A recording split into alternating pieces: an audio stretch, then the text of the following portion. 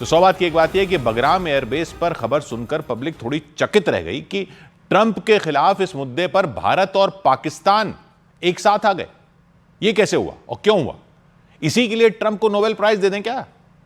कि इस माहौल में भी एक मुद्दा ऐसा रहा जिसमें दोनों एक ही तरफ हो गए। तो कहानी इतनी सीधी भी नहीं है। खबर तो आप जान ही गए होंगे कि रूस में बैठक हुई अफगानिस्तान पर, जिसको कहते हैं मॉस्को फॉर्मेट कंसल्टेशंस। ये एक तरह से रूस ने एक नया ग्रुप बैठक का सिस्टम बनाया हुआ है अफगानिस्तान के पड़ोसियों का, और माना यह जाता है कि रूस ने यह बैठकों का सिस्टम इसलिए बनाया हुआ है कि फिर से अफगानिस्तान में अमेरिका ना आ जाए। रूस और अमेरिका की अफगानिस्तान को लेकर पुरानी तकरार रही है। दूसरी वर्ल्ड वॉर के बाद दो महाशक्तियां थी, एक था रूस की अगुवाई वाला सोवियत यूनियन, दूसरी तरफ अमेरिका। तो सोवियत यूनियन जो था वो बिल्कुल अफगानिस्तान के बॉर्डर तक था, क्योंकि ये ताजिकिस्तान वगैरह तब सोवियत यूनियन में थे। तो सोवियत यूनियन अपने बॉर्डर के पास के देशों में भी अपने धड़े के साथ रहने वाली, यानी कम्युनिस्ट सरकारें ही चाहता था। वो कम्युनिस्ट सोवियत यूनियन था, ताकि अमेरिका का कोई साथी उसके बगल में न खड़ा हो जाए, जैसा अब रूस भी चाहता है। तो अफगानिस्तान में भी वो ऐसे ही कम्युनिस्ट सरकार को समर्थन देता था। और सोवियत संघ ने ही 1950 के दशक में बगराम एयरबेस बनाया था, लेकिन उसके समर्थन वाली सरकार के खिलाफ जिहादी लड़ाके खड़े होते रहते थे, और माना यह जाता है कि वो सब अमेरिका की शय पर होता था। तो 1979 में 1979 में अफगानिस्तान में सोवियत यूनियन की आर्मी ही घुस गई थी, क्योंकि वो सरकार के खिलाफ जिहादी खड़े हो गए थे। यानी एक तरह से सोवियत संघ ने कब्जा कर लिया था अफगानिस्तान पर, और उसमें भी बगराम एयरबेस का अहम रोल था। फिर क्या हुआ कि फिर तो खुलकर अमेरिका की मदद से मुजाहिदीन लड़ाके खड़े हुए सोवियत संघ के कब्जे के खिलाफ। सोवियत संघ जब पूरा ही घुस गया, क्योंकि अमेरिका और सोवियत संघ सीधी लड़ाई नहीं लड़ते थे, लेकिन सोवियत संघ जब अफगानिस्तान में घुस गया तो अफगानिस्तान के विद्रोहियों यानी मुजाहिदीन को अमेरिका ने खुला ही समर्थन देना शुरू कर दिया। इसके लिए मदद की अमेरिका की पाकिस्तान ने। अफगानिस्तान में जो हो रहा था उसमें अमेरिका की मदद की पाकिस्तान ने, और 1989 में जाकर सोवियत संघ को अफगानिस्तान छोड़ना पड़ा। तो एक तरह से पीछे हटना पड़ा। तो वो सोवियत संघ को याद रहा कि अमेरिका ने लड़ाकों का समर्थन किया और उसको पीछे हटना पड़ा। फिर तो 1991 में सोवियत यूनियन ही टूट गया था और ये सब नए देश बन गए। ताजिकिस्तान, कजाकिस्तान वगैरह जो सारे देश हैं, ये सब नए देश बन गए सोवियत यूनियन से टूटकर। उसके बाद तो वहां तालिबान आ गए 90 के दशक में। फिर 2001 में जब अमेरिका के न्यूयॉर्क पर आतंकी हमला हुआ 9/11 का, तो अमेरिका ने अफगानिस्तान पर हमला कर दिया, इसलिए कोई 9/11 किया अलकायदा ने, और तालिबान अलकायदा को शय दे रहे थे या जगह दे रहे थे, शरण दे रहे थे एक तरह से, इसलिए अमेरिका ने अफगानिस्तान पर हमला कर दिया कि ओसामा बिन लादेन तो वहां है।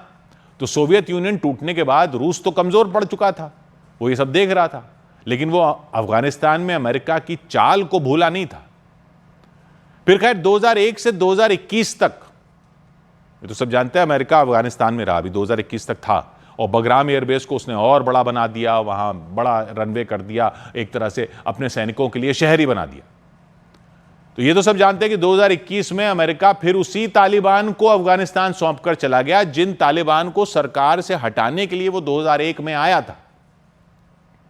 अब तक लेकिन जब ये 2021 में गया, इस बीच रूस फिर से मजबूत हो चुका था, वहां आ गए थे पुतिन। तो पुतिन ने बनाया ये अफगानिस्तान के पड़ोसियों को साथ लेकर बैठक करने का सिस्टम। इसमें चीन को भी साथ लिया इस आधार पर कि वो भी पड़ोसी है अफगानिस्तान का। तो इन बैठकों में वो सारे मध्य एशिया के देश भी आते हैं जो पहले सोवियत यूनियन में थे, यानी Tajikistan, Turkmenistan, Kyrgyzstan, Kazakhstan, Uzbekistan, और आता है ईरान, वो भी अफगानिस्तान के पड़ोस में, और पाकिस्तान और भारत। यानी रूस सबको साथ लेकर अफगानिस्तान पर बैठक करता है। तो असल में मकसद यह है कि अमेरिका बाहर रहे यहां से। तालिबान का लालच यह भी रहता है कि उनकी सरकार को देश मान्यता दे दें। हालांकि अभी भारत जैसे देशों ने आधिकारिक तौर पर नहीं दी है मान्यता, लेकिन भारत भी बातचीत तो करने लगा है तालिबान सरकार से। तो ट्रंप ने जो कुछ दिन पहले कह दिया था कि बगराम एयरबेस वो वापस लेकर रहेंगे, उस पर इस मॉस्को फॉर्मेट कंसल्टेशंस की 7वीं बैठक में अमेरिका के खिलाफ सब एकजुट हो गए, क्योंकि अब अमेरिका आना चाहता है वहां चीन पर नजर रखने के लिए, क्योंकि बगराम एयरबेस के पास ही चीन का बॉर्डर है। ट्रंप ने कह दिया कि ये तो बाइडेन ने बगराम दे दिया था तालिबान को। उनका अपने पिछले कार्यकाल का प्लान तो ये था कि अफगानिस्तान तो तालिबान को दे देंगे, लेकिन बगराम एयरबेस अमेरिका अपने पास ही रखेगा, क्योंकि वो सारा एयरबेस जो बड़ा किया था वो अमेरिका ने किया था। लेकिन तालिबान ने तो साफ कर ही दिया था कि वो ऐसा होने नहीं देंगे। अब रूस में हुई इस बैठक में बाकी देश भी अमेरिका के खिलाफ खड़े हो गए। तो पब्लिक इसको इस तरह से देख रही है कि इस मुद्दे पर भारत पाकिस्तान एक तरफ हो गए अमेरिका के खिलाफ, जबकि इसमें असल चीज तो यह देखने की है कि यह पाकिस्तान की जो दो नावों पर चलने की स्ट्रेटजी चल रही है ना, वो स्ट्रेटजी यहां उल्टी पड़ गई है। क्योंकि भारत क्यों चाहेगा कि अमेरिका इस इलाके में एक मिलिट्री ठिकाने पर बैठा रहे? तो भारत को तो यह करना ही था। जो ट्रंप का रवैया है ऊपर से भारत पर, जो अमेरिका का रवैया है, भारत तो जाहिर सी बात है कि इस इलाके में अफगानिस्तान की जमीन की आजादी का साथ देगा। वहां की सरकार से रिश्ते बेहतर हो ही रहे हैं भारत के, और तालिबान तो पाकिस्तान से उखड़े रहते हैं, तो भारत तो अफगानिस्तान के साथ ही खड़ा रहना चाहेगा। लेकिन पाकिस्तान के मुनीर और शरीफ तो ट्रंप की शान में कव्वालियां गा रहे थे। ट्रंप ने कह दिया बगराम लेकर रहूंगा, तो वो इस पर चुप हो गए थे। लेकिन तालिबान ने चेतावनी दे दी थी कि जो ट्रंप के बगराम लेने के फैसले का समर्थन करेगा या उनके साथ रहेगा वो हमारा दुश्मन,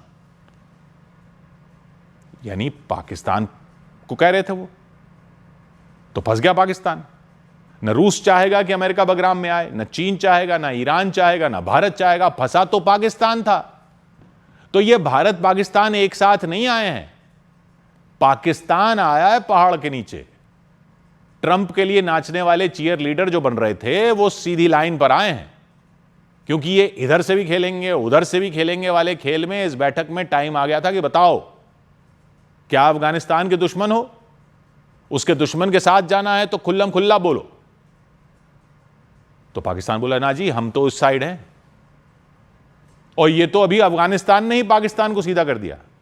लेकिन दो नावों की सवारी जहां जहां वो कर रहा है ना, वो सब देश सीधा करने पर आ गए, तो ऐसे हाजी हाजी करना पड़ सकता है उसको हर पॉइंट पर। ईरान के साथ भी डबल गेम, चीन के साथ भी डबल गेम, अफगानिस्तान के साथ भी डबल गेम। तो जब अफगानिस्तान ने ही चूड़ियां टाइट कर दी मुनीर की, तो जब चीन की बारी आएगी तो सोचिए क्या हो सकता है। 100 बात की एक बात।